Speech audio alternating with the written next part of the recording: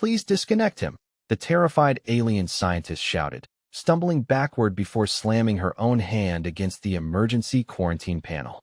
Thick, transparent barriers dropped from the ceiling with a heavy thud, sealing the laboratory in less than 2 seconds. Warning lights washed the room in cold amber as every researcher froze in stunned silence. Nobody had ever seen Dr. Lasara panic. She was the Galactic Cognition Institute's most respected neural specialist, the woman who had safely mapped the minds of more than 1,200 intelligent species without a single incident. Yet now she stood trembling, breathing hard, staring through the glass at one completely ordinary human sitting quietly in a chair. Daniel Mercer blinked, pulled the neural interface away from his temple, and frowned. Did I do something wrong? Nobody answered him. One young technician reached for the station intercom with shaking fingers. Level 7 cognitive containment has been activated. Repeat. Level 7. Daniel looked around the room with the same confused expression a guy might wear after accidentally walking into the wrong meeting. Seriously, he said, forcing an awkward smile. If this is because I moved during the scan, I can sit still next time. Dr. Lasara slowly backed away another step as if the distance somehow mattered now. Her pale blue skin had lost nearly all of its color. She could still hear fragments of his thoughts echoing through her own consciousness even though the neural link had already been disconnected. Not words, not sentences. Layers. Endless layers. Memories stacked on top of memories. Fear existing beside hope. Grief sitting comfortably beside laughter. She had never believed a single mind could contain so many contradictions without collapsing under its own weight. It should have been impossible. 30 minutes earlier, none of this had seemed remarkable. Daniel Mercer had arrived at the Galactic Cognition Institute carrying nothing more dangerous than a paper cup of coffee and a small backpack with a faded United States Air Force patch stitched onto one side. He was not a diplomat. He was not a soldier anymore either. Officially, he worked as a systems maintenance specialist for the Terran Embassy, spending most of his days fixing environmental controls, replacing damaged circuit panels, and complaining about equipment that always seemed to break on Fridays. When the embassy received an invitation requesting one healthy adult human volunteer for a completely harmless cognitive exchange demonstration, Daniel accepted mostly because someone had promised him free lunch afterward.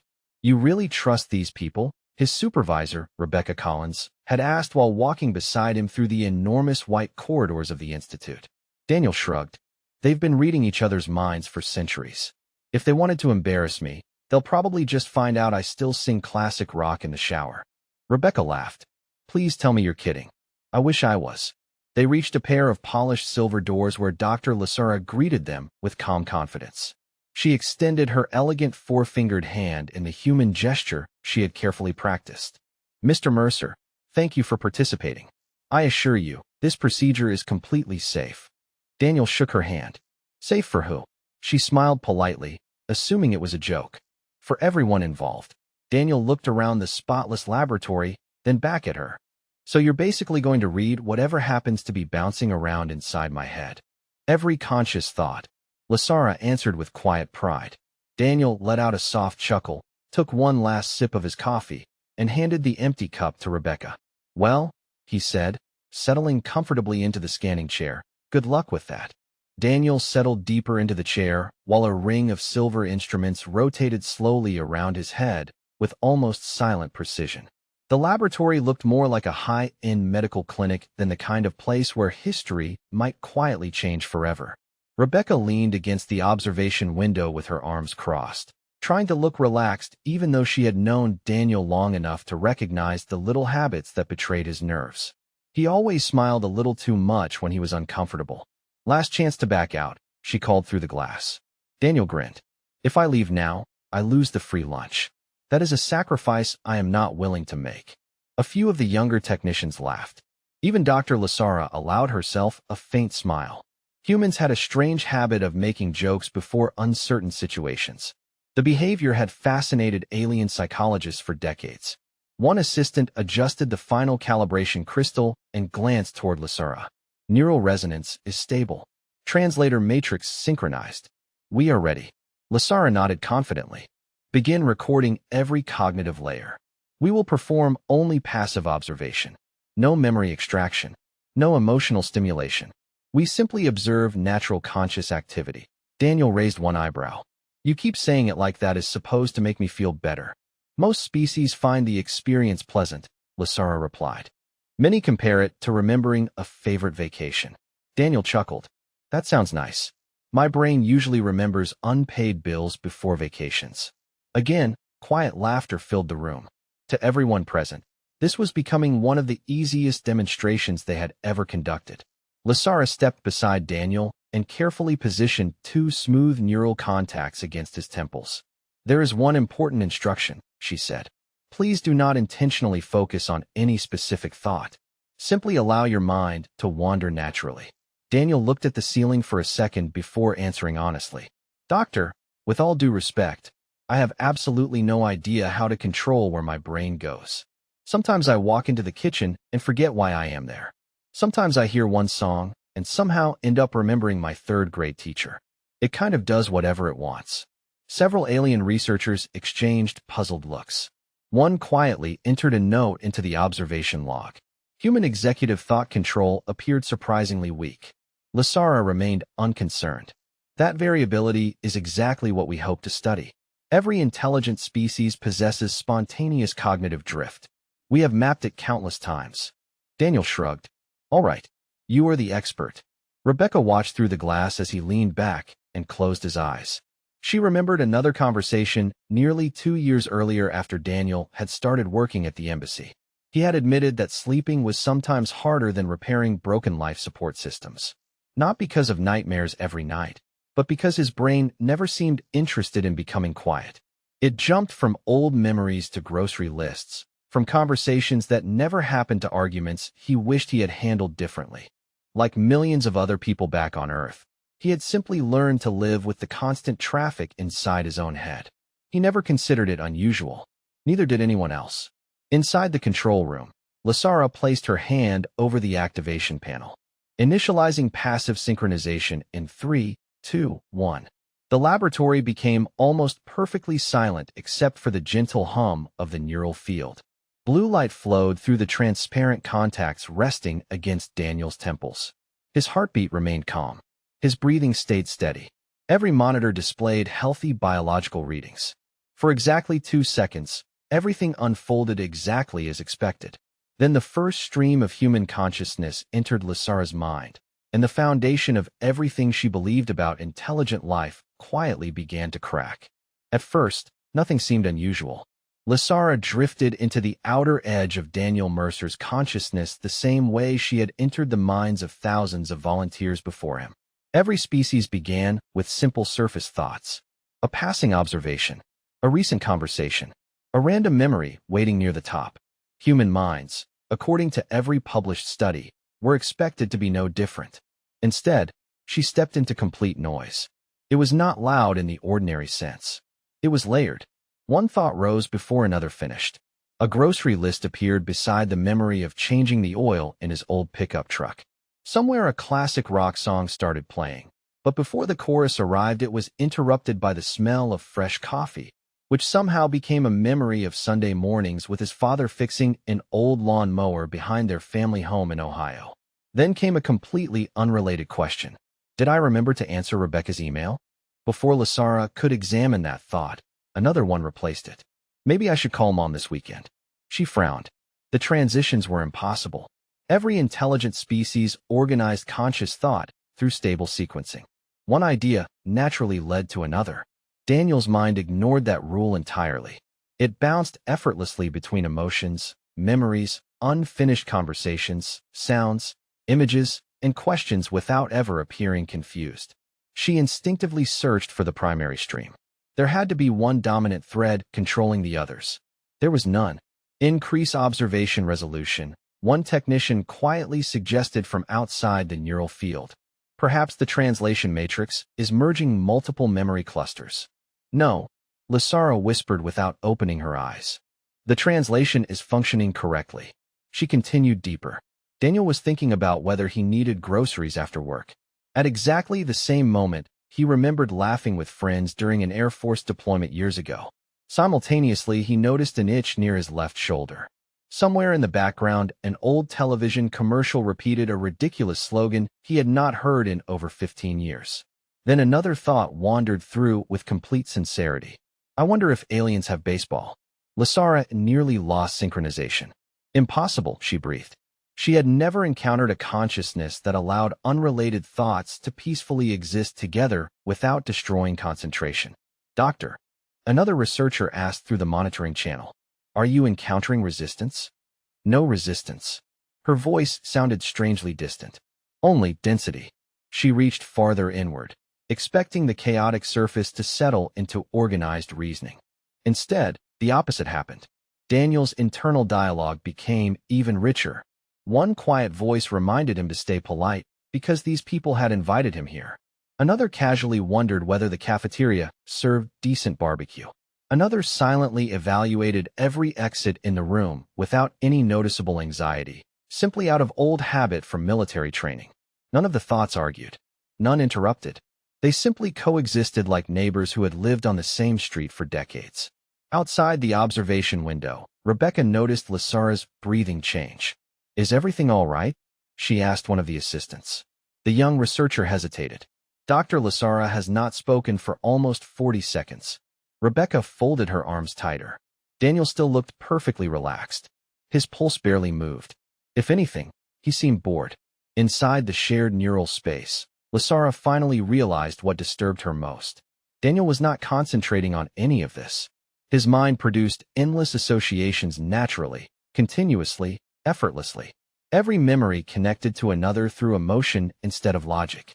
Every ordinary object carried years of invisible meaning.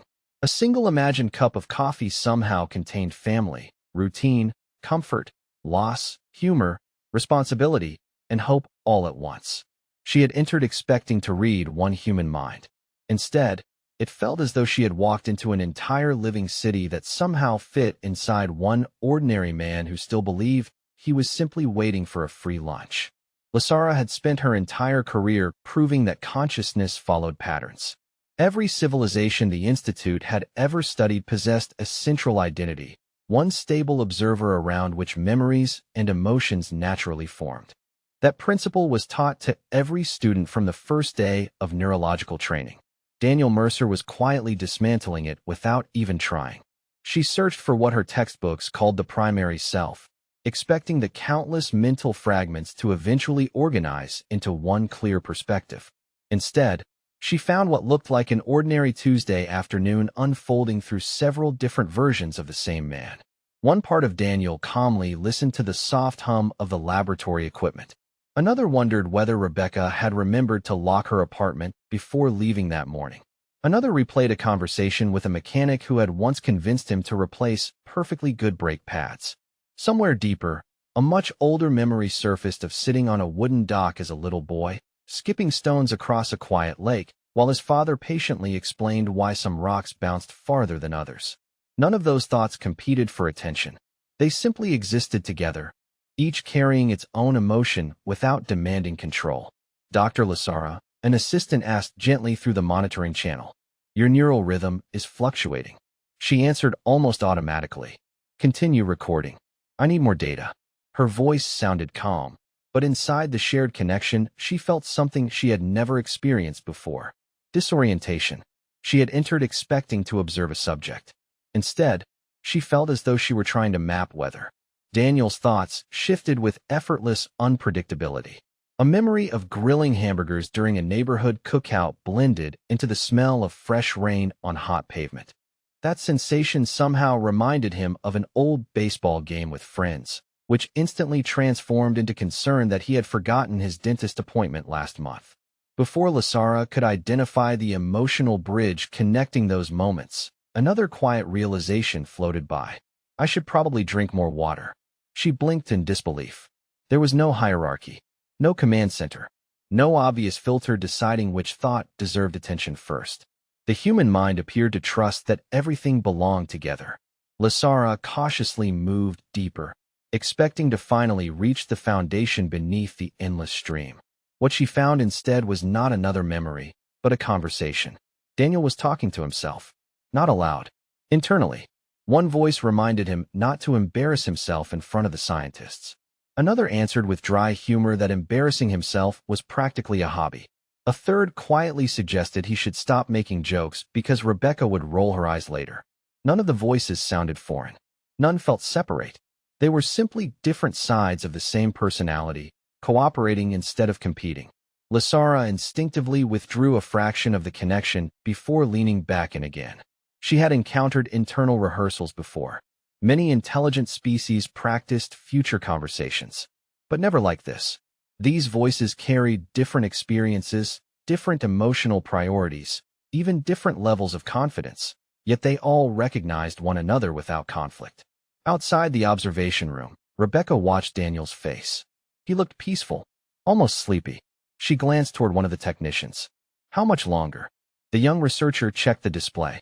Normally, this phase lasts about 90 seconds. Rebecca looked at the clock. It has already been almost 4 minutes. Nobody answered. Every scientist in the room had stopped watching the monitors and started watching Dr. Lasara instead. Her breathing had become uneven. Tiny muscles along her jaw tightened, as though she were trying to solve a puzzle that refused to stay still. Inside the connection, Daniel suddenly remembered something completely ordinary. His mother laughing because he had burned a batch of pancakes when he was 12 years old. The memory lasted only an instant, but it carried warmth, embarrassment, affection, and quiet gratitude all at once. Lasara realized with growing astonishment that humans did not store memories like archived files. They carried them as living pieces of themselves, constantly reshaping the present without ever asking permission.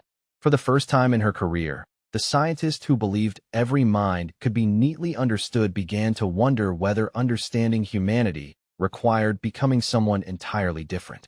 Lasara had reached the point where most neural scans became beautifully predictable. Beneath language, beneath memory, beneath personality, every known species possessed a survival framework. It was clean, efficient.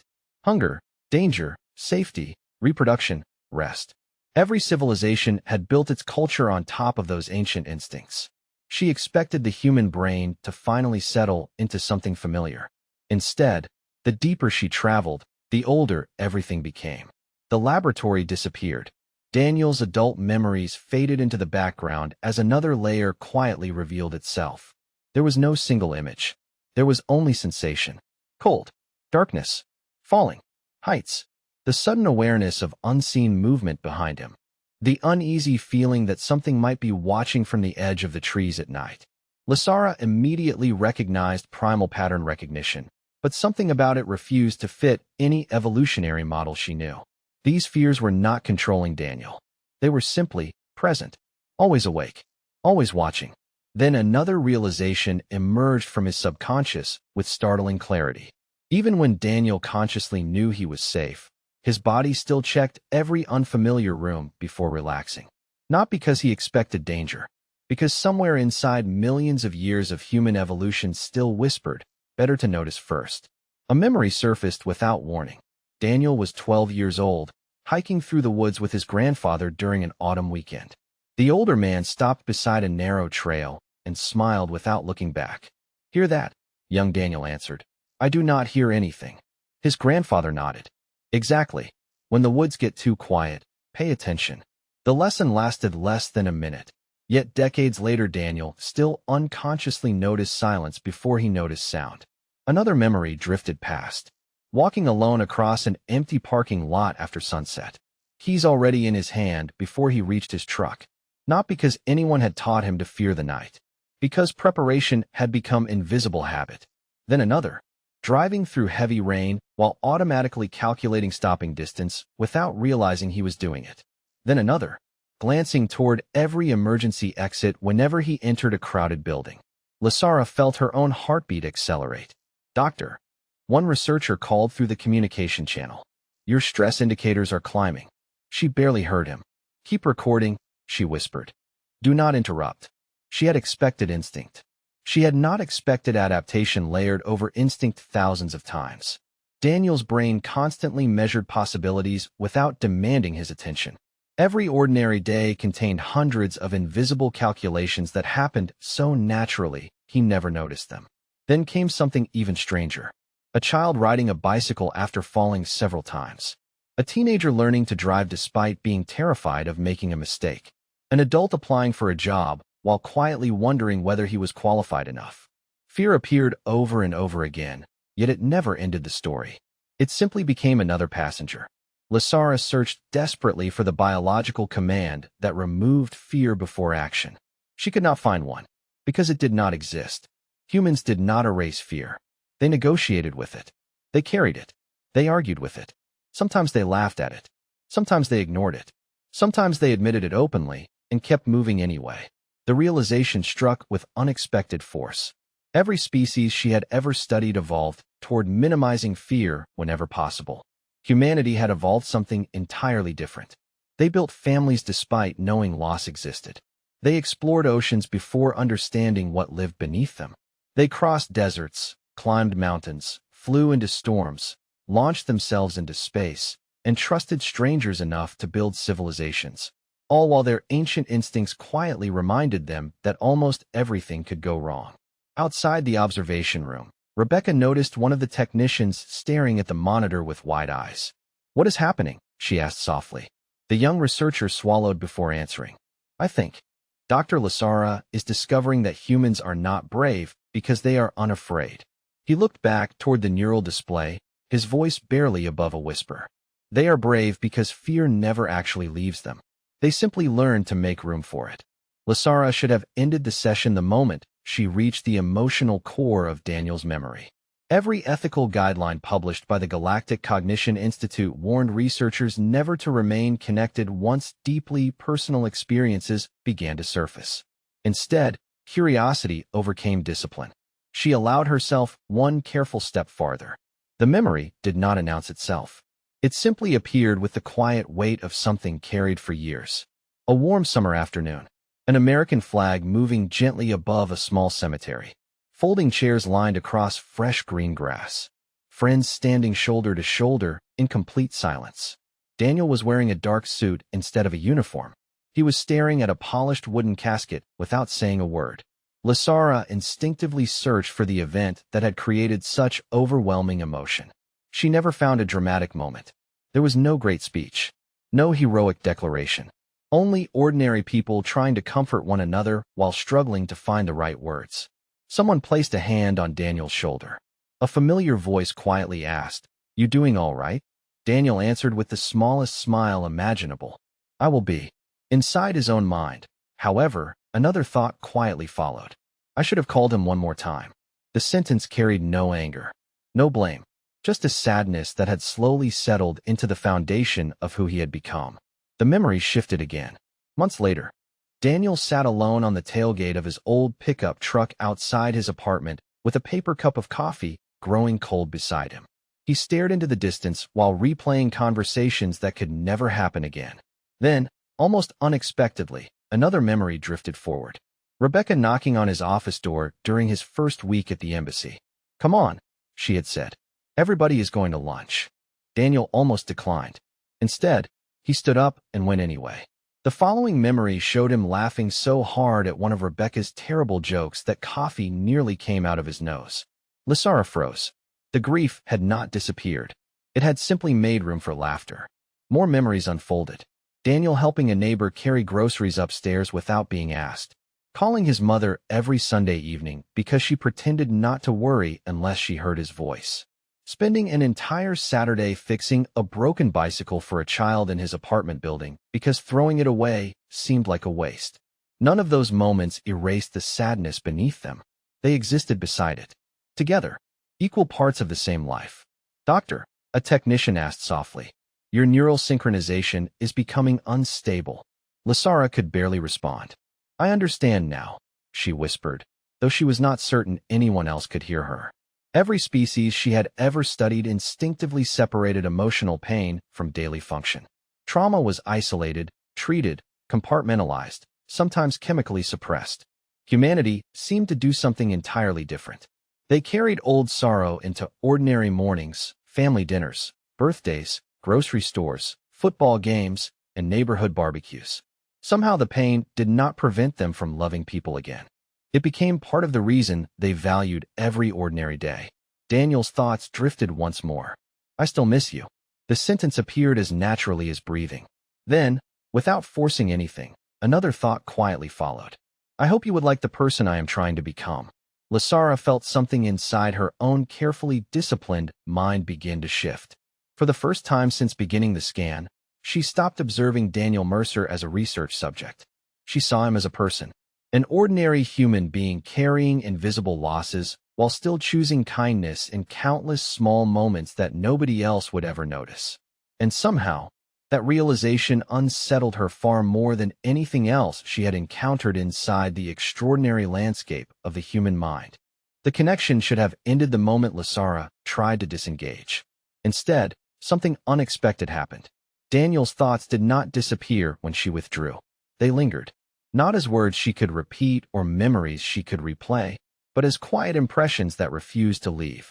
The smell of fresh coffee, the sound of rain tapping against a windshield, the odd satisfaction of finally tightening the last loose bolt on a machine after chasing the problem for hours.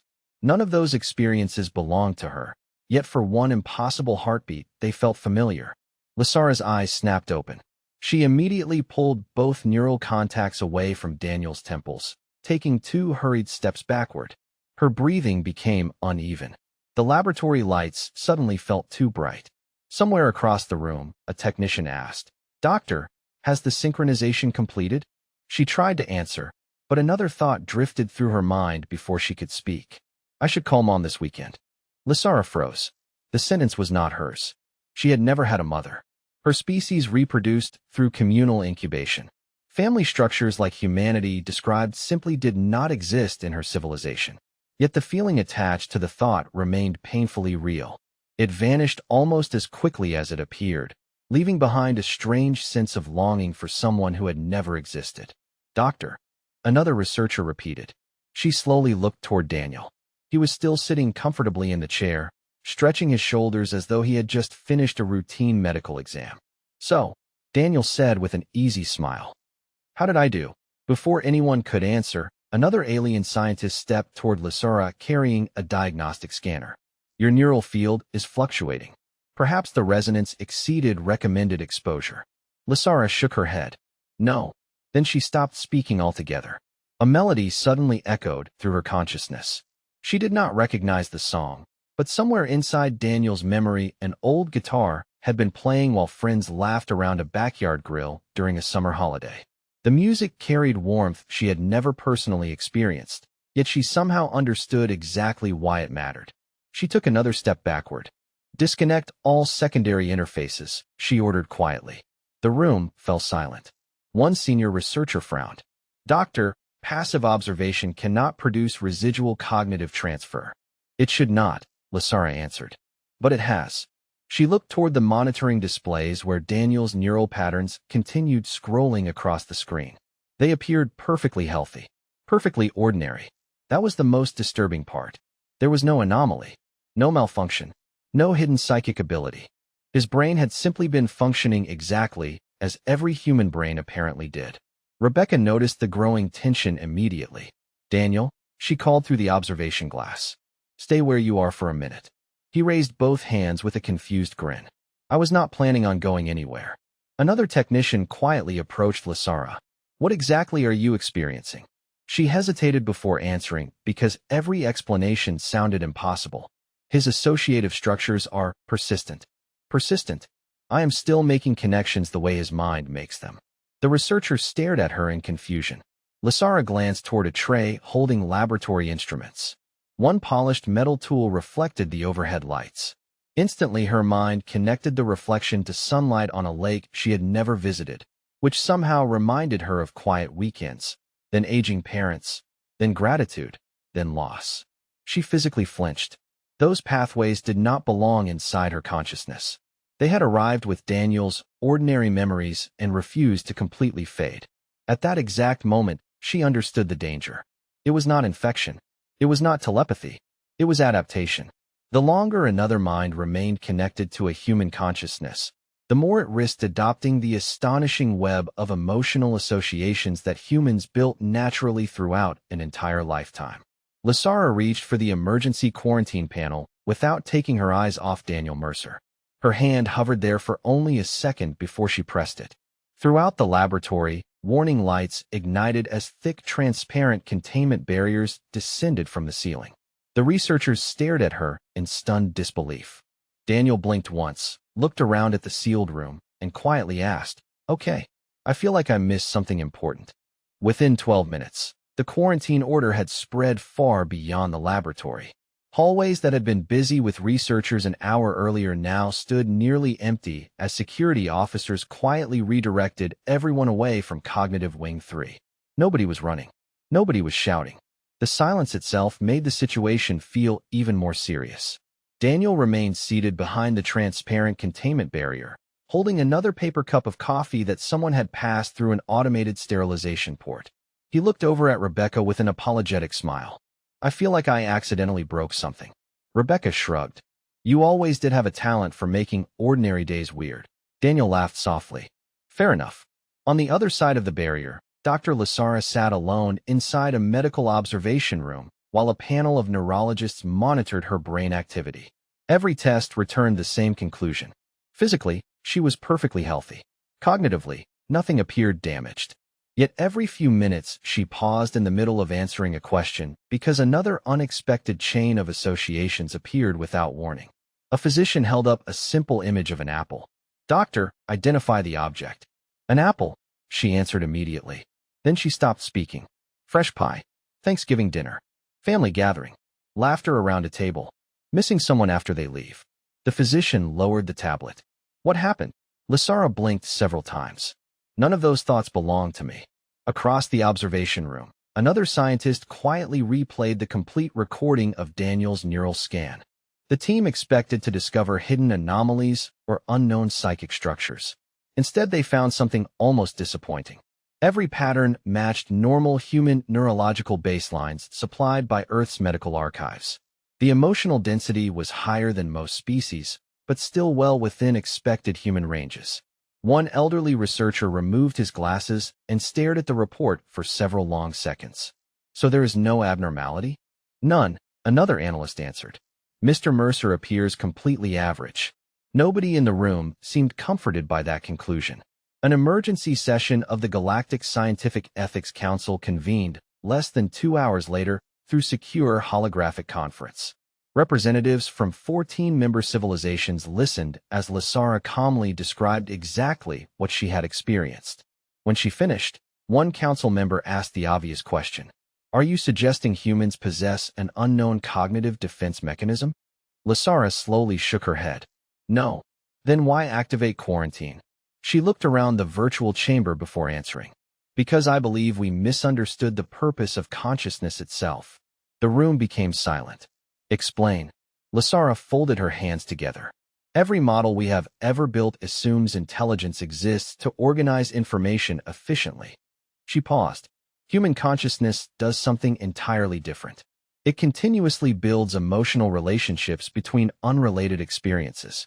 Every memory becomes connected to hundreds of others. Joy remains attached to grief. Fear remains attached to hope. Loss strengthens compassion instead of replacing it. Nothing inside the human mind stays isolated." Several council members exchanged uncertain glances. One finally asked, "Is that dangerous?" Lasara answered with complete honesty. "Not to humans." She looked down for a moment before continuing.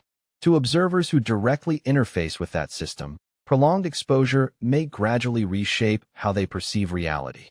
Meanwhile, Daniel finished his coffee and looked through the glass toward Rebecca. "Can I ask a dumb question?" "Sure." "Am I still getting the free lunch?" Rebecca stared at him for a second before laughing despite everything happening around them. "Daniel, the entire institute just locked itself down because of you." He smiled sheepishly. "So, is that a no?" Neither of them noticed that several alien technicians standing nearby quietly smiled as well. One caught himself smiling, then looked genuinely confused. He had no logical reason to feel relieved by Daniel's joke. Yet somehow the ordinary warmth behind it reached him anyway, and for the first time in his professional career, he wondered whether understanding humanity had never been about reading their thoughts at all. It had always been about learning why they kept choosing hope, even when their own minds never truly became quiet. 3 days later, The quarantine barriers were finally removed, not because the scientists had solved the mystery, but because they had reached an uncomfortable conclusion. There was nothing to cure. Dr. Lasara walked slowly through the same laboratory where everything had begun. The room looked exactly as it always had, yet it no longer felt familiar. On a nearby table sat Daniel's forgotten paper coffee cup. She caught herself smiling for reasons she could not immediately explain. One of her assistants noticed. "Doctor." She looked at the cup for another second before quietly answering. "It reminded me that someone was trying to be kind." The assistant stared at her. "How could an object remind you of kindness?" Lasara almost laughed. Only a week earlier she would have asked the same question. "Because now I understand that memories are not stored inside humans like records inside a database. They live inside everything they touch." Later that afternoon, Daniel Mercer was invited back to the institute. This time there were no scanners waiting for him, no neural interfaces, only a quiet conference room overlooking the city's glass skyline. Rebecca walked beside him carrying 2 cups of coffee. "Hopefully this meeting is less exciting." Daniel accepted 1 cup. "That would honestly be nice." When they entered, Dr. Lasara stood to greet them. She looked rested, although something subtle had changed in the way she carried herself. The certainty that once surrounded every movement had softened into quiet humility. Daniel smiled politely. "Good to see you again, Doctor. I hope I did not accidentally ruin your research career." Lasara surprised him by smiling back. Quite the opposite. They sat across from one another for several long moments before she finally asked the question that had stayed with her since the scan ended. How do humans continue living with so many memories pulling in different directions at the same time? Daniel looked down at his coffee, thinking carefully before answering. "I do not know if we ever figure that out." He shrugged gently. "Some days are easier than others." Lasara waited. She sensed there was more. Daniel looked out the window where people from dozens of worlds walked together along the streets below. "When I was younger, I thought growing up meant one day everything inside your head would finally make sense." He smiled to himself. "Turns out it never really gets quiet." Lasara nodded slowly. "Does that not exhaust you?" Daniel chuckled. "Sometimes." He took another sip of coffee. "But the noise is not just the hard stuff." He looked back at her. "It is my mom calling on Sunday. My friends making terrible jokes. My dad teaching me how to fix things. People I miss. People I still get to hug. Every mistake I learned from. Every good day I almost forgot. If I lost the noise, I think I would lose all of them too." The room fell completely silent. For the first time in galactic history, one of the greatest cognitive scientists realized that humanity's greatest strength had never been intelligence alone. It was the willingness to carry joy and sorrow together without letting either erase the other. Weeks later, the Galactic Scientific Ethics Council released a new directive that became mandatory across every member civilization. Direct neural access to the human mind was permanently prohibited except under extraordinary circumstances and with unanimous ethical approval. The official explanation filled only 1 sentence. Human cognition presents irreversible associative adaptation risks to non-human observers. Unofficially, another sentence quietly spread among researchers across the galaxy. It appeared on laboratory walls, lecture notes, and graduation speeches, always without attribution. Never mistake a quiet human mind for an empty one. Somewhere on Earth, Daniel Mercer never learned that his ordinary thoughts had changed neuroscience forever. He simply returned to fixing broken equipment, calling his mother every Sunday, laughing at bad jokes with Rebecca, and drinking entirely too much coffee. To the rest of the galaxy, humanity became the species whose minds were considered too dangerous to enter. To Daniel, he was just another ordinary man trying to become a little better than he had been yesterday. And perhaps that was the most extraordinary thing of all.